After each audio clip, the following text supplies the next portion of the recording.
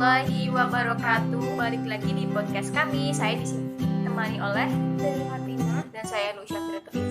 Nah, jadi gini nih Dewi, aku kan kemarin baca-baca buku. Jadi aku mau cerita sedikit tentang buku itu. Oke, itu apa? Buku tentang ini Lenin, judulnya tuh Komunisme Sayap Kiri. Jadi komunisme sayap kiri itu kan nggak terlepas dari Rusia. Jadi Rusia itu kan merupakan negara di Eropa yang paling akhir menghapus institusi perbudakan. Di tahun 18 itu perbudakan mengalami kemunduran di berbagai tempat. Kemudian ia malah berkembang pesat di bagian Rusia.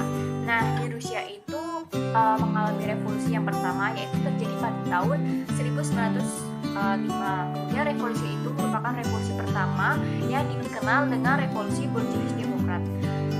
Kemudian revolusi itu diawali oleh peristiwa tragis yang terjadi di ibu kota Petersburg yang kemudian dikenal dengan nama peristiwa Minggu Berdarah.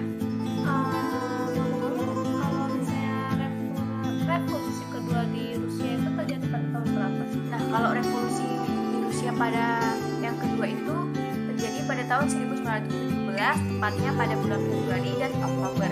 Nah, apa sih faktor pendorongnya itu kan?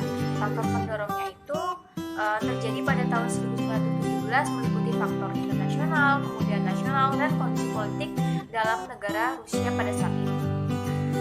Jadi apa aja sih faktor pendorong dari terjadinya revolusi kedua itu?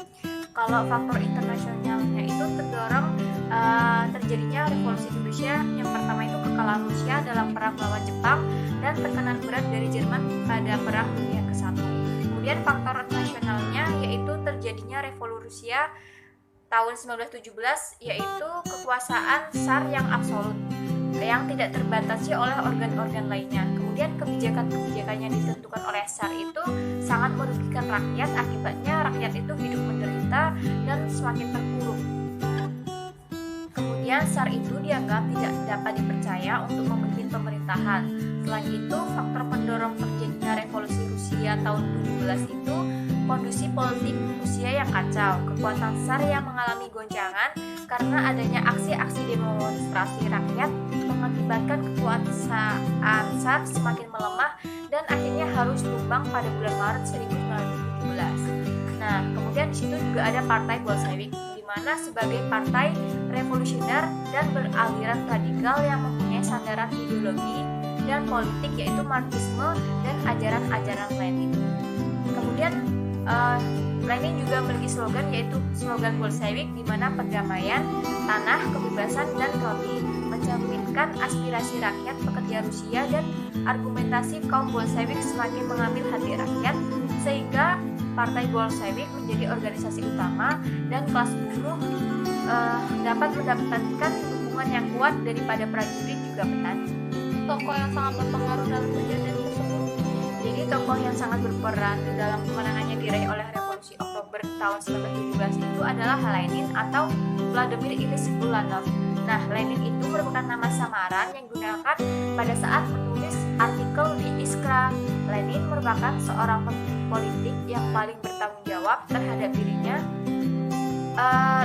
berdirinya komunisme di Rusia. Komunisme merupakan suatu gerakan Marxis yang dimengerti sebagai sistem sosial, politik, ideologi, dan gaya hidup berdasarkan nilai-nilai Marxisme.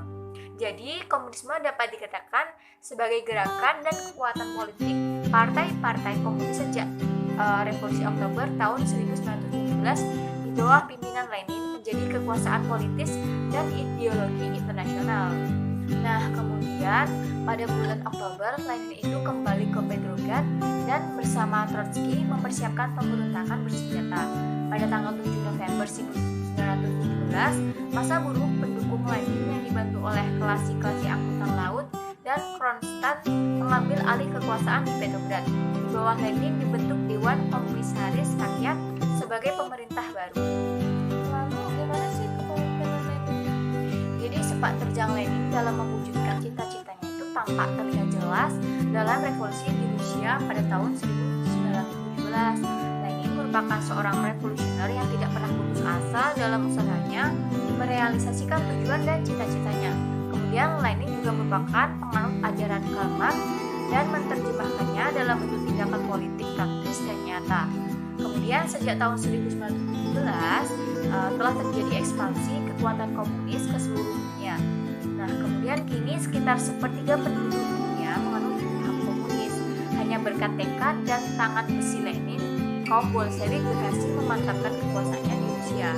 Nah, kaum Bolshevik itu juga dapat mempertahankan kekuasaannya dengan disiplin yang keras, kemudian bersungguh-sungguh dengan adanya sokongan yang penuh tanpa pamrih yang kemudian diberikan kepada partai seluruh kaum buruh, yaitu elemennya yang berpikir jujur, kemudian rela berkorban dan berpengaruh yang dapat memimpin atau membawa bersama-sama mereka laisan yang terbelakang.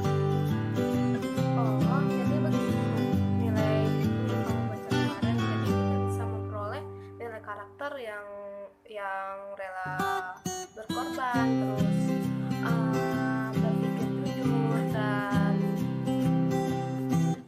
lain-lain. Oke, mungkin cukup itu aja sih yang aku bisa ceritakan ke Dewi. Untuk teman-teman, kita cukupkan untuk sekian dari podcast kami. Saya sih. Assalamualaikum warahmatullahi wabarakatuh.